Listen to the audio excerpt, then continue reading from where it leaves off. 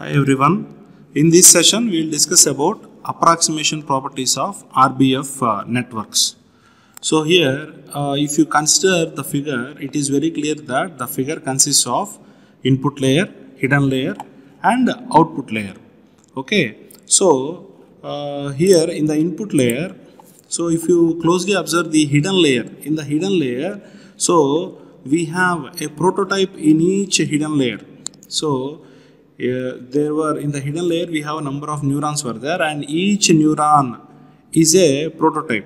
Okay, so here what exactly the author is trying to tell is hidden layers, all the neurons in the hidden layers are able to see the input layer.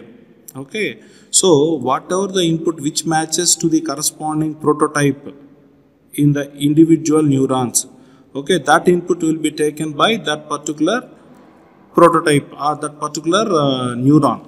Okay, whatever the input matches to the concerned prototype, so that input will be taken by that particular neuron. Okay, that is what happens here between input layer to hidden layer. So here you have seen mod x minus c1. What is x? X is the input. What is c1? C1 is the center of a cluster or cluster center. We can simply call it as cluster center. Okay, and after that, now what happens between hidden layer and output layer? Between hidden layer and output layer, we have weights, and the cumulative weights or sum of the weights or the weight summation will be calculated at the output layer.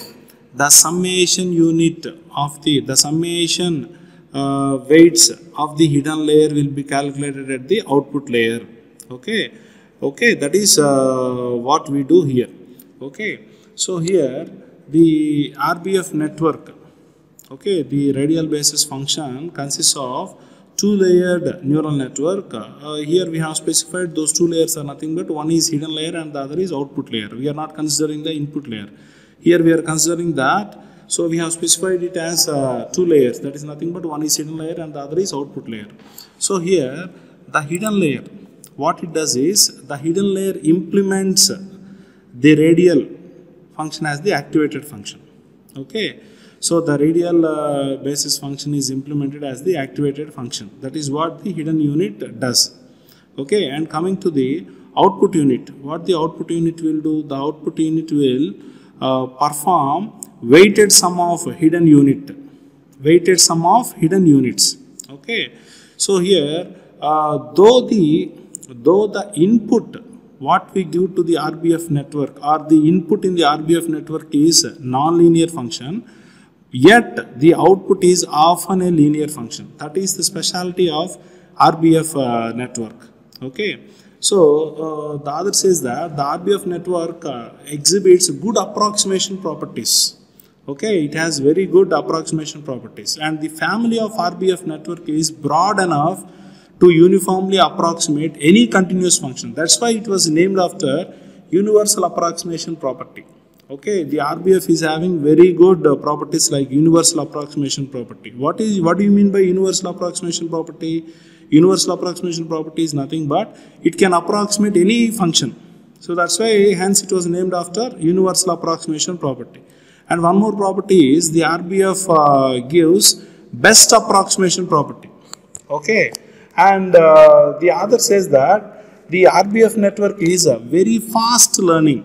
Okay, it has the ability to learn very quickly. Why? Because during the training phase, it separates the linear function as well as non-linear function. That is the reason why it is capable of learning very quickly.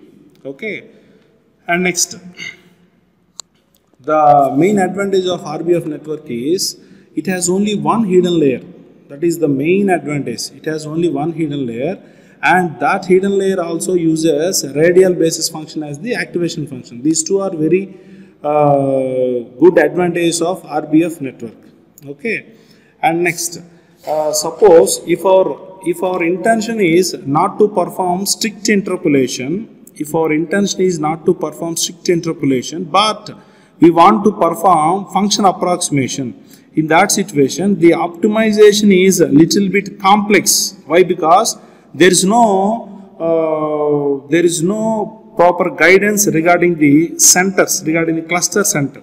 So that's why what we do is, So the training is done typically in two steps. The first step is to find the cluster center TI, and the second step is to find the synaptic weights WKJ, which connects the hidden layers and the output layer, or which connects the hidden layer and output layer. Okay, so there our intention is to find the values of T and sigma. This already we have explained during training of RBF network. Okay, we have already discussed during the training of RBF network. Okay, and one more thing what the author says is the radial basis function is commonly used neural network for function approximation properties. For function approximation problems, we will be using radial basis functional network. Okay, why? Because it has very good properties like universal approximation and fast learning, etc. Right? So this is all something about the functional properties of or approximation properties of RBF network. Right? Hope you have understood. Thank you.